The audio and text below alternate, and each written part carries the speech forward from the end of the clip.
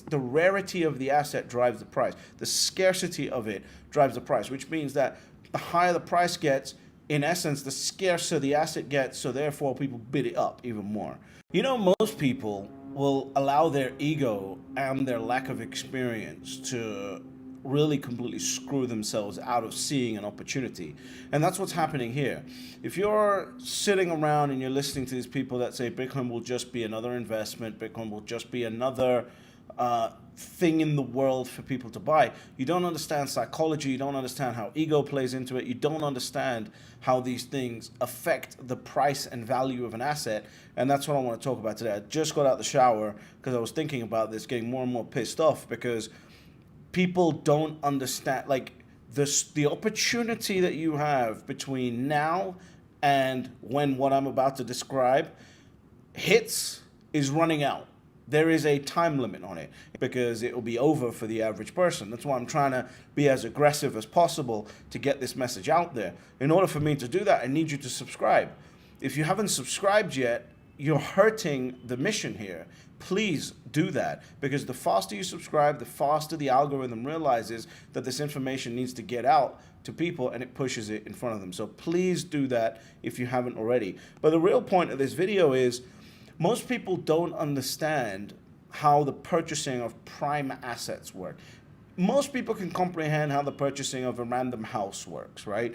Like a random single family home. Most people can get their head around how that actually works. But they cannot get their head around how the selling process or the buying process of a prime piece of real estate works. And I'm talking about like a beachfront property in Malibu, or an apartment at One Hyde Park in London, or whatever these special buildings are around the world in your city that everyone wants to be at, like being at the Trump Tower in New York, for example, right? That's a prime piece of property. So, most people don't understand these things because they've never been privy to these things, and therefore they will never understand what will happen to Bitcoin soon enough. Right? Because Bitcoin has true scarcity. The only reason these assets, this paranoia of buying starts in these prime pieces of property is because there is actual scarcity. If this property that comes up in Malibu on the beachfront goes to someone else, I'm going to have to wait 5 years, 10 years, whatever it is, until another one of those properties shows up on the market. So I need to get one if I want to be part of that club, that community. I own a beachfront property in Malibu, etc., etc. So people are really misunderstanding how this works, right? When you're looking, at one of these prime pieces of real estate, for example, there's probably less than 50 buyers in the world willing to execute on that property, and the realtors know exactly who they are, for example, right? And when you're selling a prime piece of property, you're really playing to the ego of the buyer. You're not playing to the rational investment making decision of the buyer, because the rational investor will go buy 200 units of a single family homes, or 200 apartment units, and focus on increasing the cash flow of that unit to increase the value of that. That's a completely different market. That's what a stock is. Right? When we're talking about scarcity here, we're talking about something transcending the average because it has true scarcity. So, for those buyers of that prime piece of real estate in Malibu, for example, money is not the issue, right? The issue is the desire to own that specific piece of property. That's what the issue is, because it's about scarcity. I will keep drumming that into your mind. It's about scarcity. Scarcity is the actual asset. Right? So money's not the issue. It's about scarcity. There are kudos points, which is basically the normal people like us would call that douchebaggery points, right? Like, oh, look at this douchebag says he owns that property or this or that watch or this, that, and the other. Like, but that's real. That's actually real, right? There's kudos points when your friend owns a specific piece of property or a specific watch and you don't. Right? That pisses me off. That pisses people off. It's just like, oh, why does he get one and I don't? Yeah, it's that childish on that level, right? So how it works is this, right? Let's say that property goes on the market and it's 30 million. $30 million for this Malibu beachfront property. We call the first buyer, and he says, I'll take it for 28, thinking he's going to get a deal.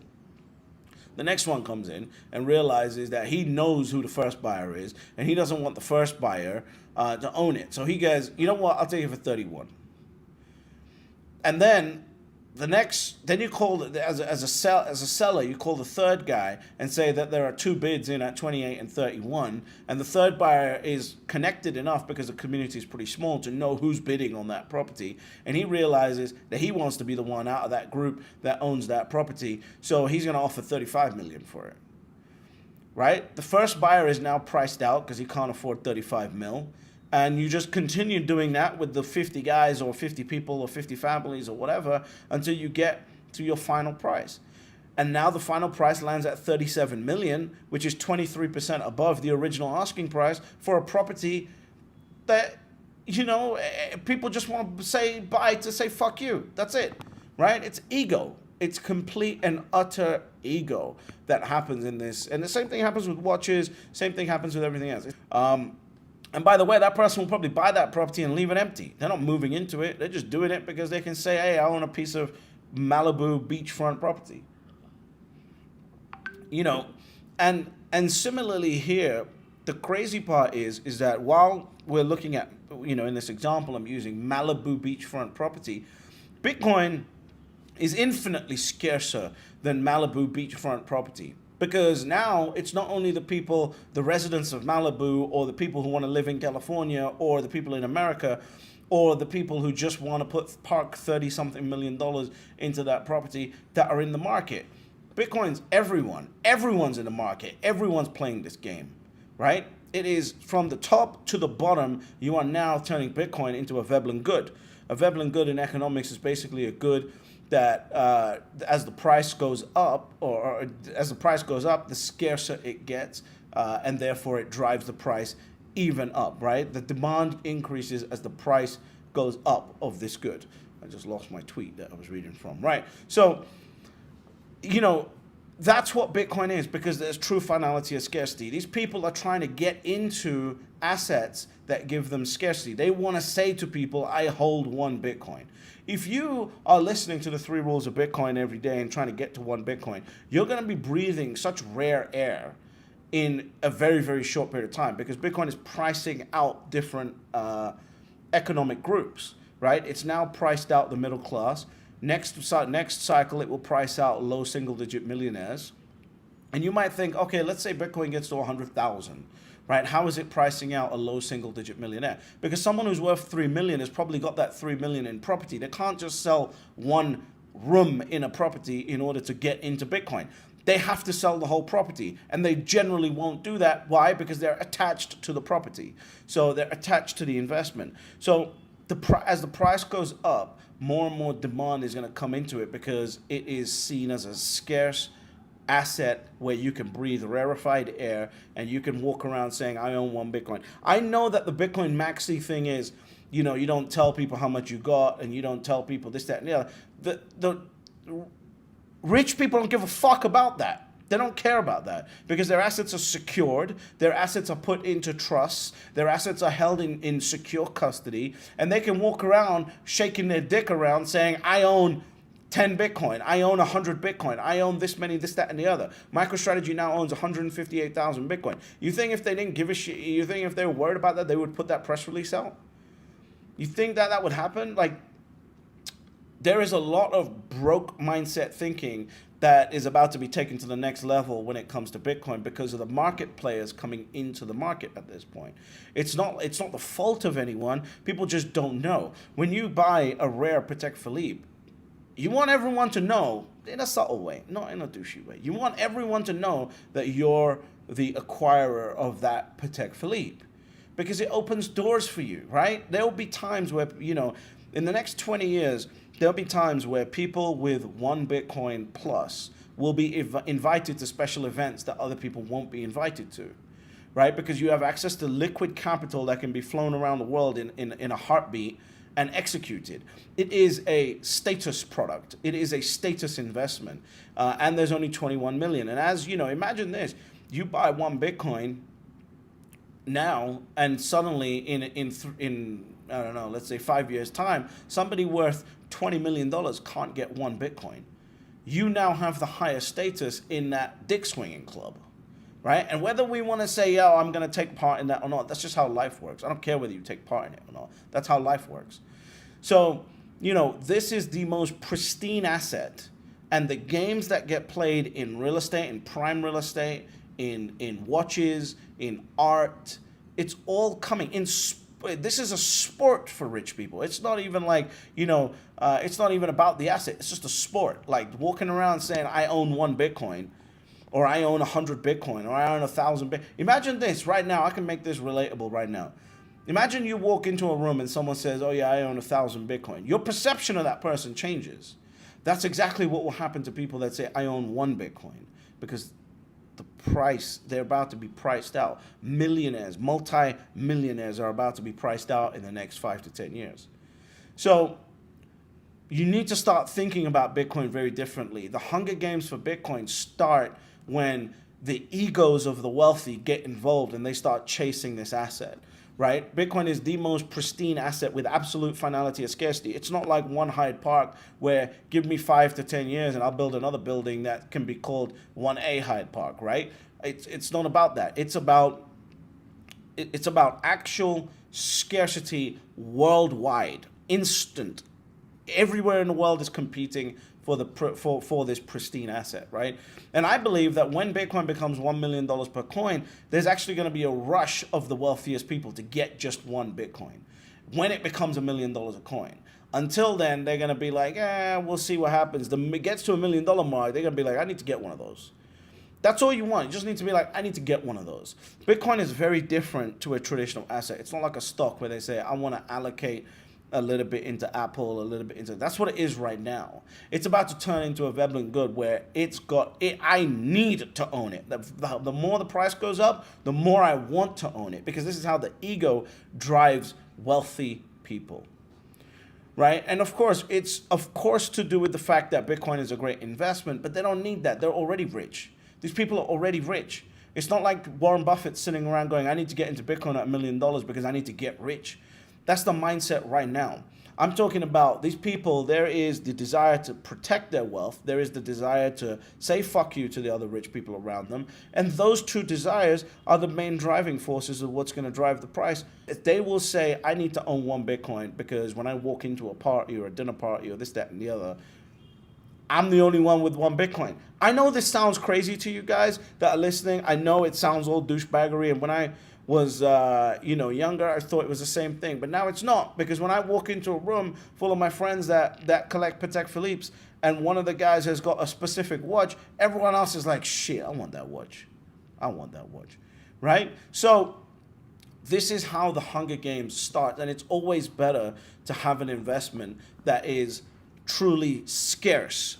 Scarcity is what drives the investment, and that's what Bitcoin provides. And so you're sitting here going, hey, maybe I'll just slowly DCA into this asset, when as soon as these guys wake up, they're going to come charging for this asset. You've got a limited time opportunity right now to secure as much of this asset as you can, because when they get going, it's gonna be literally like the Hunger Games. You just have to look at the chart of Tesla in 2019, 2020 and see what happened to that when everyone decided I need a piece of Tesla, right? These guys just want 1 Bitcoin to say fuck you. That's all it is. It's the same way as again, scarcity drives it, and ego drives it. So you might be looking at it going, women that own Birkin bags, right? Hermes Birkin bags. I would much rather make a woman that takes her money and buys Birkin bags and Hermes special edition Birkin bags than Neverfull's Cartier bracelets, etc., etc. Because the woman who's taking her time and buying Birkin bags understands scarcity. That's why that product is for the wealthier class, and the Neverfulls and the Cartier bracelets are for the poor people, because the Birkin bags are understood to be a scarce asset. They'll leave the Louis Vuitton for the poor people, and they'll buy the Birkin bags for the wealthy people, because the scarcity is in a Birkin bag. Why? Because Birkin bags have outperformed normal real estate for the last 10 years. So scarcity is what drives the asset, and as that scarcity happens, they can still walk around and say, hey, oh look, I got a Birkin bag and I'm much more special than everyone else. That's what drives the value of the fucking Birkin bag, right? And so it's important to understand the ego side of what makes an investment and a price of something go up, because then you can understand what is coming for Bitcoin. So everyone is sitting around going, hey, just join the $10 a month DCA army, just do this, that, and the other, doesn't understand how serious this is getting. This is serious beyond belief. This is about to tap into the very primal Maslow's hierarchy of needs that people need to feel important. That's what Bitcoin is, because of the finality of the scarcity of the asset. And it's important to understand that, right? Because that is the real Hunger Games, right? When logic drains away and you get hungry and something in your spirit wants to survive and something in your body takes over, something else. It's not logic anymore. It is emotion. It is pure emotion. If I miss out of this thing, I'm no longer going to be relevant. That is what is coming for Bitcoin, right? The desire for status, position, family, like the status of your family takes over, and you start realizing the only way you can do that is by getting to one Bitcoin. That's what is coming for Bitcoin because of the scarcity of the asset. Because when that happens, what takes over is animal instinct of the wealthiest. And when that happens, you got no chance. You got no chance. They will buy up the Bitcoin faster than you can blink, and you will have absolutely zero chance. You'll be able to acquire some for sure, but right now is the moment where you have a chance to get to one Bitcoin, and you should absolutely take that opportunity and stop ignoring it and stop this whole DCA BS, etc., because